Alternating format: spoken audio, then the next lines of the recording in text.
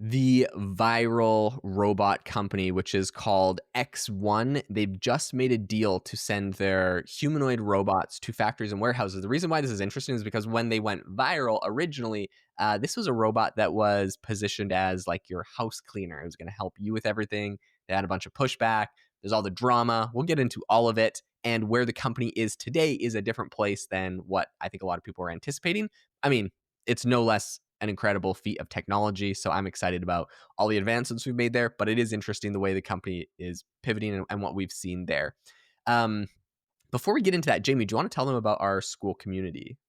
Absolutely, yeah. So if you've ever wanted to grow your business or make learn how to make money on the side using AI, you should definitely check out our school community called AI Hustle. So each week we release bonus content over there, and we go through just different tutorials about different programs we're using to either grow our business or help other people grow their businesses using AI. So it's a community of over 300 members, and we go through specific strategies like Jaden went through this week talking about a program he's using to make AI podcasts sound more natural, less robotic. So, just really interesting stuff over there. It's $19 a month. It's on sale right now for the holiday season, and so you can lock that price in, and it will never be raised on you. So, we'd love to have you be a part of our over 300 member community. But let's start talking about 1X, the robotics company. This is a pretty fascinating story. I believe this is the company. They went viral because they had these robots that, were humanoid, and they would have them try to do different house tasks. And, for example, one of them was, like, loading the dishwasher, and it took it, like, an hour to load the dishwasher. So, I think it kinda went viral for some of the wrong reasons. But now, with this latest announcement, it sounds like they're actually going to be using these robotics in manufacturing facilities rather than in the home. So is that the general overview, Jaden, from what you've Yeah. heard? Yeah, which is kind of an interesting pivot because the way they pitched this and to get mass market perhaps like awareness about the product is that this is going to be like your robot. Now, the controversy that happened was all of their demo videos where the robot is like folding your laundry and emptying your washing machine and your dishwasher and stuff. It turns out that all of those demos, they had like a little font at the bottom of the screen sometimes, but essentially all of those demos were a person with a VR headset in like a remote place looking through the camera on the Oh. robot, moving the robot to do those things. So it had a couple things that it could do autonomously by itself. You could tell it to go open the door for you. Like if someone rang the doorbell, you could go tell it to open the door. I think you could tell it to take a cup or to get you a cup of water. Those were two things that it autonomously did. But almost everything else in their demo, where it was folding laundry and walking around and vacuuming and like doing all this other stuff that seems really useful, was a person in a VR headset. Now, of course, this is a brand new company. They're trying to show off their technology. But the interesting thing was they had it on their website, like available for pre-order. You could literally go and put like a payment down to pre-order this robot to be in your home. And then people were like, so it can, open my door, get me water, and then have someone in a warehouse with a VR headset somewhere, like looking through and doing my laundry. Like, I don't know. It sounds kind of weird. So I think that was kind of how they positioned it. That was the pushback they got. And then now it appears they're going to focus on sending these to warehouses. Yeah, so the robot that they showed on those demos is called I believe it was called the Neo Yeah. humanoid robot. They actually 1X does have a robot design for industrial purposes called Eve Industrial. But this announcement is that the Neo robots are actually going to be sent to the factory as well. So I feel like this is a robot. There's that technology there that could be put to good use, and I think having it learn a repetitive task is something that probably is going to be easier to pull off right now, with where the AI is at, as opposed to giving it a bunch of different general tasks, around the home. If it could just sit there and fold boxes all day or load pallets, that, to me that seems like a easily achievable technology right now that they could use the robots for. So, do you think that's what they're doing with these Eve robots? Yeah, 100%. It's kind of funny because if you go to their website still, they have like Neo, the home robot, order now, $200 deposit. And then they have like this whole video where it's like, an elderly couple playing cards at a table and the robot is like in the background. It's like dusting. It's putting some books back on the shelf. It's bringing in the groceries. It's bringing them flowers. Like, so they're really like on their website, this thing is really positioned as it's helping you inside of your house do everything. Oh, the one other thing that a lot of people roasted them for is when someone was drinking a cup of water and they gave it to it and was like, here, go put this in the sink for me. It wasn't a glass cup. It was like some sort of like cardboard looking cup. So, anyways, obviously it can't drop it and break it. So people, wonder how beneficial this thing is. The way they pitched it is they have something called expert mode. Expert mode means someone with a VR headset is looking through the camera and doing it for you.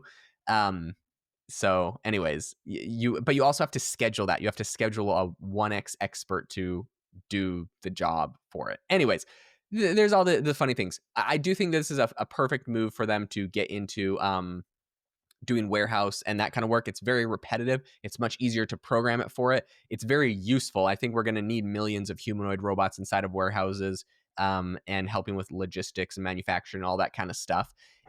Like I have, friends that have worked in manufacturing, and it's like a very repetitive task where they're maybe using a big huge piece of machinery to cut something. Some of the stuff can be very dangerous too. You're lifting heavy things. Things can fall on you. You're working with saw blades. Like some of this stuff can be very dangerous work, and I think having humanoid robots do it is a great move. I know some people are concerned about displacing people and in work and jobs. I think that especially things that are heavy or have any sort of danger to them, or have like people get their fingers or hands cut off in this machinery, I just think that we're going to want a robot to do it at some point, and so I don't think it's as controversial to use a robot for a lot of this kind of stuff. I know some people argue and disagree with me on that. In any case, what's interesting to me is how this manufacturing robot deal is set up and who is setting it up, because they didn't just find a random client that saw their home humanoid robot demo and was like, oh my gosh, I want you in all my factories. It's actually one of their investors. I don't know if you saw anything about that, Jamie. I didn't, but I was just thinking about my factory experience growing up. I worked out of college. I worked in a factory for a short time, and we just would sit there folding plastic cases that would hold iPhone cases, and then set them on Okay. a belt to be stamped, by a machine. Horribly boring work. We just stood there for all day. We got, I think, 2 10-minute breaks and no lunch. It was like felt like slave labor. But my boss, actually, she only had 3 fingers because 2 of them got chopped off in the machine. So, like, yeah, like you said, it can be extremely dangerous work, not to mention it's already pretty, dehumanizing to do. So I would prefer to have a robot do it instead of myself, but Yeah. Okay. Well, I'm glad that I'm glad that you backed me up on that point there. But I have a lot of friends that have had the same experience, and so to me, it's just I have never worked on a I've never worked in a factory, but growing up, I did work on farms a lot because there was a lot of farms around me. So, and I also think that having a humanoid robot work on farms, like I would weed 100-acre cabbage patches. Lest anyone oh, thinks I had man. a super privileged life with no hard work. I did weed 100-acre cabbage patches all summer in the hot sun, and I think Yeah. a humanoid robot would do a fantastic job of that. Um, and yeah, anyways, so but maybe my 15-year-old self would be sad to miss out on the minimum wage that they were paying me for that. So who knows? But in any case, the deal that's being structured to send these to the factories, I just want to go over that really quick because I do think it's interesting. It's a company called EQT. And so they're going to be getting up to 10,000 neo humanoid robots between 2026 and 2030. Obviously, it's a big range, but they want to announce the whole thing now because it's going to make Neo look like a good, a great company. So they're like, look, over the next 4 years, we're going to buy like 10,000 robots. So now they have a letter of intent they can show to future investors and get more investment money. The reason why this is important is because EQT is an investor in Neo. So they want to give Neo a good deal, or want to give them like a first purchase order so they can go show that to investors and get more money, basically. They're going to be doing this for their 300 portfolio companies. So EQT has invests in a lot of different companies, and so they're just like, look, we'll be the person that buys them. Instead of you going and signing like 10 or 100 robots to all of these to a bunch of different random companies, we'll just sign you a big huge letter of intent, 10,000 that we're going to purchase. We'll worry about distributing them between our portfolio companies. I mean, basically, we gave our portfolio companies money, so we'll tell them they have to buy these Neo robots from us. I'm sure there's like some level of that, or maybe it's super useful, super good, whatever. I don't know. But in any case, they have invested in a bunch of manufacturing, warehouse, logistics, other industrial companies. They'll be putting them into there. They're going to sign individual deals with each of EQT's interested portfolio companies. So they'll have individual deals signed, but EQT is kind of the one that is the big umbrella putting this whole thing together. I think it's interesting. Neo is definitely not the only company doing these humanoid robots. They have a lot of competition from Figure. Tesla is making their Optimus robot. I think there's going to be a lot of competition. And I think, in the next 4 years, 2026 to 2030, we will see this become very common. And it will not surprise me when one of these becomes mainstream inside of people's homes. It might not be Neo, but someone is going to be able to do that.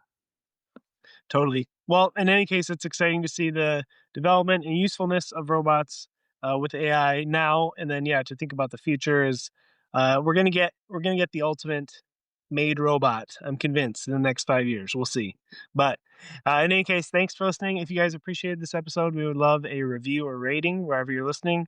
Those help our podcast reach more people, and we would really love that. And again, check out our school community AI hustle if you want to learn how to grow your business or just make money on the side using AI, we'd love to have you be a part of it.